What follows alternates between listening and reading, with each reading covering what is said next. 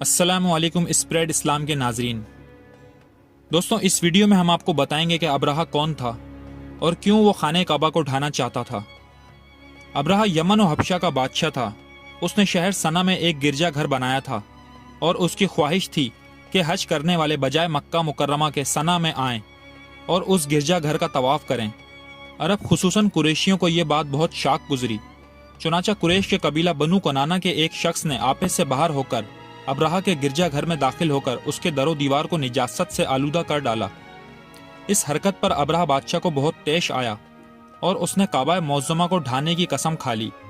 اس کے لشکر میں بہت سے ہاتھی تھے اور اس کا پیش رو ایک بہت بڑا کوہ پیکر ہاتھی تھا جس کا نام محمود تھا۔ ابرہہ نے اپنی فوج کو لے کر مکہ مکرمہ پر چڑھائی کر دی اور اہل مکہ کے سب جانوروں کو اپنے قبضے میں لے لیا، جس میں عبد المطلب جو کہ آپ صلی اللہ علیہ وسلم کے دادا ہیں ان کے اونٹ بھی تھے۔ عبد المطلب خانہ کعبہ کے متولی اور اہل مکہ کے سردار تھے۔ یہ ابرہہ کے پاس گئے۔ ابرہہ نے آنے کا مقصد پوچھا تو آپ نے اپنے اونٹوں کا تقاضا کیا۔ یہ سن کر ابرہہ نے کہا، مجھے بڑا تعجب ہو رہا ہے کہ میں تو تمہارے کعبہ کو ڈھانے کے لیے اپنی فوج لے کر آ رہا ہوں اور آپ نے اس کے بارے میں کچھ بھی مجھ سے نہیں کہا، صرف اپنے اونٹوں کا مطالبہ کر رہے ہیں۔ حضرت عبد المطلب نے فرمایا، میں اپنے اونٹوں کا ہی مالک ہوں، اس لیے اونٹوں کے لیے کہہ رہا ہوں، اور کعبے کا جو مالک ہے وہ خود اس کی حفاظت فرمائے گا۔ ابرہہ نے آپ کے اونٹوں کو واپس کر دیا۔ پھر آپ نے قریش سے فرمایا کہ تم لوگ پہاڑوں کی گھاٹیوں اور چوٹیوں پر پناہ گزین ہو جاؤ۔ اس کے بعد حضرت عبد المطلب نے کعبے کا دروازہ پکڑ کر بارگاہ الہی میں کعبے کی حفاظت کے لیے خوب رو رو کر دعا مانگی، اور دعا سے فارغ ہو کر آپ بھی اپنی قوم کے ساتھ پہاڑ کی چوٹی پر چڑھ گئے۔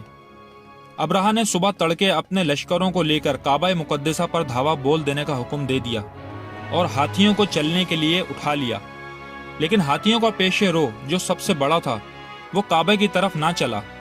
اتنے میں اللہ تعالیٰ نے سمندر کی جانب سے پرندوں کا لشکر بھیج دیا، اور ہر پرندے کے پاس 3 کنکریاں تھیں، 2 پنجوں میں اور 1 ان کی چونچ میں۔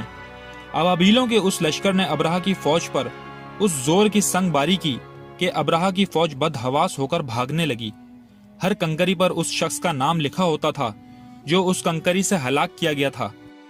اس طرح ابرہہ کا پورا لشکر ہلاک و برباد ہو گیا اور کعبہ معظمہ محفوظ رہ گیا۔